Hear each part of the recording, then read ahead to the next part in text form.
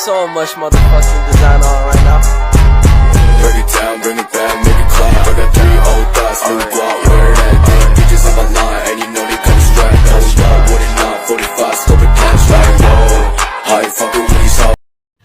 Assalamualaikum warahmatullahi wabarakatuh. Saya Aisyah Gina Cayani dari Prodi Kimia R001 dengan NIM F1C122013 Fakultas Sains dan Teknologi Universitas Jambi.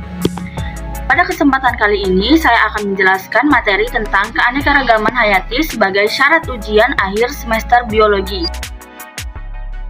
Keanekaragaman hayati merupakan istilah yang digunakan untuk keanekaragaman sumber daya alam yang meliputi jumlah maupun frekuensi dari ekosistem, spesies, maupun gen di suatu tempat.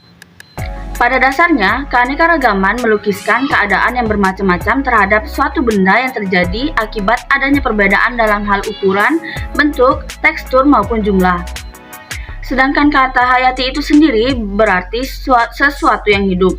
Jadi, keanekaragaman hayati dapat diartikan sebagai keanekaragaman atau keberagaman makhluk hidup yang bisa terjadi akibat adanya perbedaan-perbedaan mulai dari perbedaan bentuk, ukuran, warna, jumlah tekstur, penampilan, dan juga sifat-sifatnya.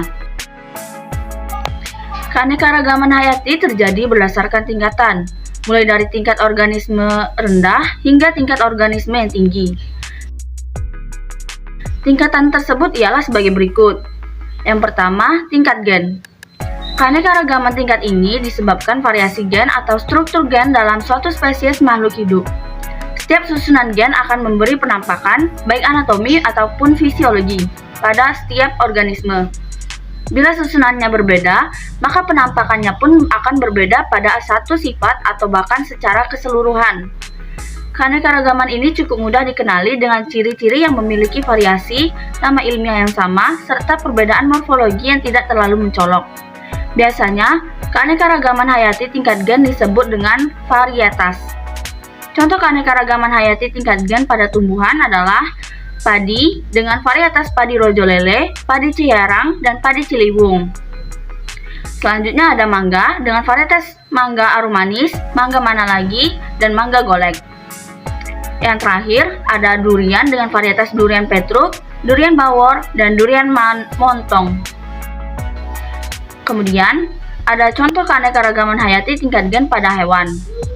Yang pertama ada anjing dengan ras anjing Golden Retriever, anjing Bulldog, dan anjing German Shepherd. Yang kedua ada kucing dengan kucing Angora, kucing Persia, dan kucing Sphinx. Yang terakhir ada sapi dengan ras sapi Bali, sapi Madura, dan sapi Frise Holland. Dalam keanekaragaman hayati tingkat gen, peningkatan dapat terjadi lewat persilangan alias hibridisasi antar organisme atau spesies dengan sifat berbeda. Selanjutnya, keanekaragaman tingkat spesies. Keanekaragaman tingkat spesies dapat ditemukan pada komunitas atau kelompok berbagai spesies makhluk hidup dalam genus atau famili yang sama di suatu tempat. Contoh keanekaragaman hayati tingkat spesies pada tumbuhan ada tingkat genus, yaitu genus citrus misalnya pada jeruk bali, jeruk nipis, dan jeruk manis.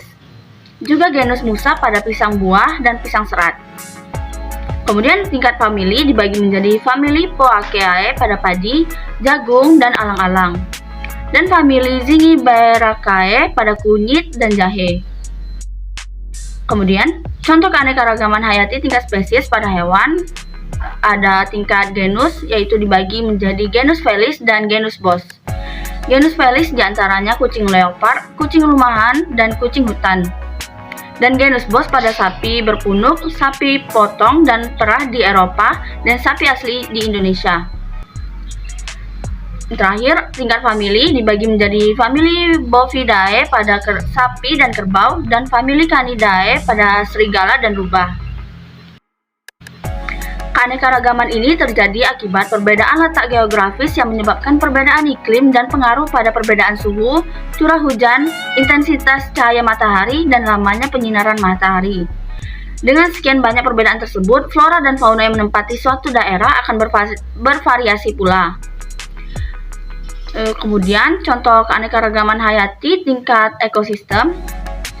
yaitu ekosistem lumut yang terletak di wilayah sekitar puncak gunung atau di daerah dingin sekitar kutub dan didominasi oleh tumbuhan lumut. Hewan yang dapat dijumpai di dalamnya ialah hewan-hewan berbulu tebal seperti beruang kutub. Kemudian ekosistem hutan konifer yang didominasi oleh tumbuhan yang berdaun seperti jarum, misalnya pinus atau cemara, yang di dalamnya juga terdapat hewan, salah satunya beruang. Yang ketiga, ekosistem hutan hujan tropis yang ditumbuhi beragam pohon, liana, dan epifit. Hewan yang hidup di dalamnya misalnya kera. Yang keempat, ekosistem padang rumput yang terdapat di wilayah kering di ketinggian sekitar 4000 mdpl dan didominasi oleh rumput-rumputan. Pada ekosistem ini, hidup mamalia besar, karnivora, dan herbivora. Yang kelima, ekosistem gurun yang memiliki perbedaan suhu mencolok antara siang dan malam, angin kencang, iklim panas, dan hujan yang sangat sedikit, serta didominasi oleh kelompok tumbuhan xerophyte seperti kaktus. Hewan yang dapat dijumpai di dalamnya adalah reptil dan mamalia kecil. Yang terakhir, ekosistem pantai yang didominasi oleh formasi Pescaprae dan Barringtonia berbentuk perdu atau pohon. Di dalamnya terdapat serangga, burung pantai, dan lain-lain. Kemudian terdapat manfaat keanekaragaman hayati. Keanekaragaman hayati sangat penting bagi kelangsungan dan kelestarian makhluk hidup. Adapun manfaat keanekaragaman hayati yang pertama pada bidang pangan dan sandang. Keanekaragaman hayati memiliki manfaat sebagai bahan pangan yang berguna untuk pemenuh energi dan nutrisi.